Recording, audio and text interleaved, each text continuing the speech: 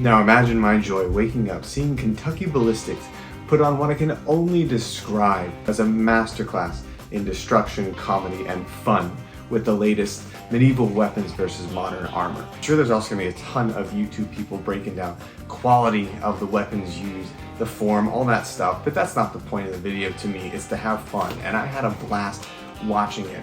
But the one thing that I felt was missing, and of course it's a specialized thing, is the Warbow.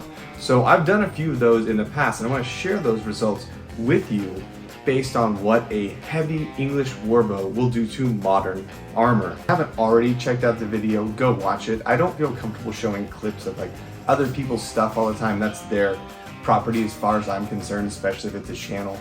So I just want to say watch that, and it's fun. But when I did the test, the first thing I tested was this. It's a soft Kevlar 3A plate. And so I tested this with the 135 pound and the 165 pound Warbow. I'm going to show you those results right now.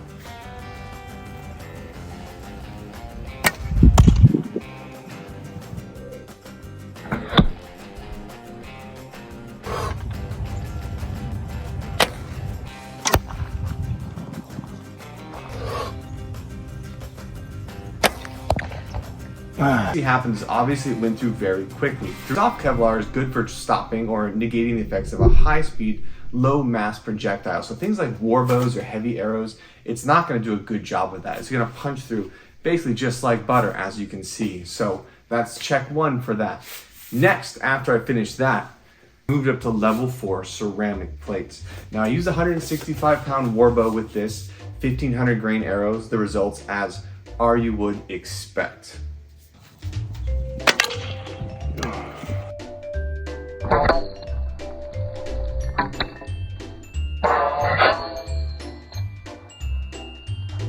So it dinged it up a little bit, but honestly, that was the extent of all I could do.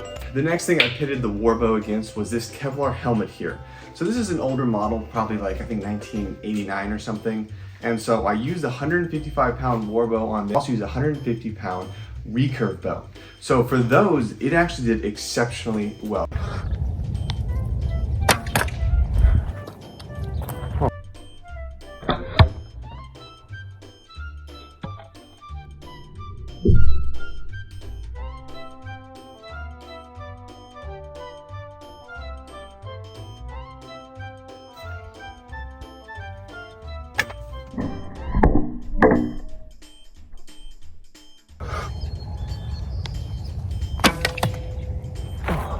You can see probably in the videos, but basically it punched into it here and here. So it went in and almost out the back. The side shot here went through and I could actually feel it go into it just a tiny bit. It's still protected, of course, penetrate a little bit, but the helmet still did very well, obviously. The next ranged weapon I pitted this against was the Sling. I always thought it'd be fun to see what like a heavier blunt object would do against it. So I didn't use lead shot, I don't have that, I use river rock. So it's not the perfect one-to-one historically, but it did do some good work.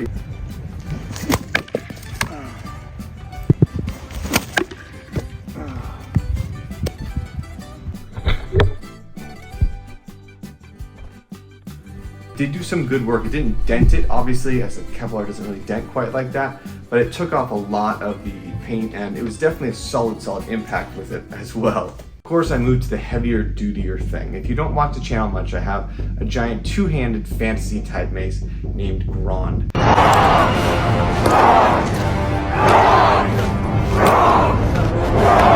So I tested that against the helmet, and the helmet did well.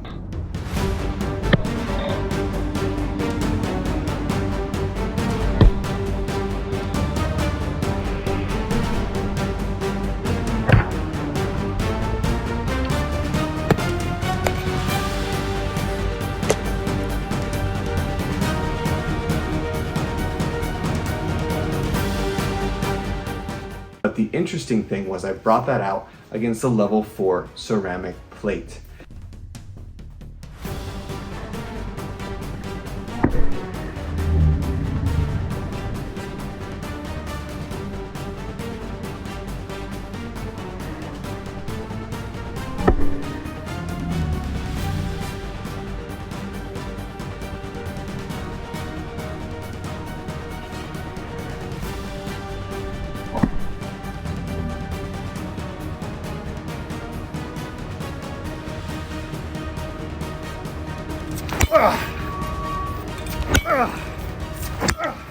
put some serious effort into that, and about 3 hits into it, it completely cracked the plate. It separated into 4 completely different pieces.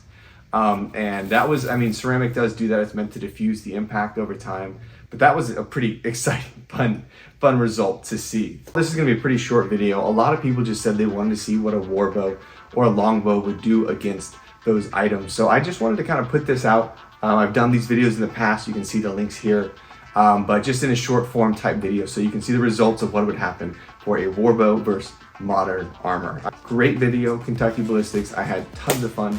The motorcycle javelin was one of the best things I think I've seen on YouTube all year. So if people start critiquing it and weapons and everything, I think they're missing the point. It's to have fun, and that video was fun.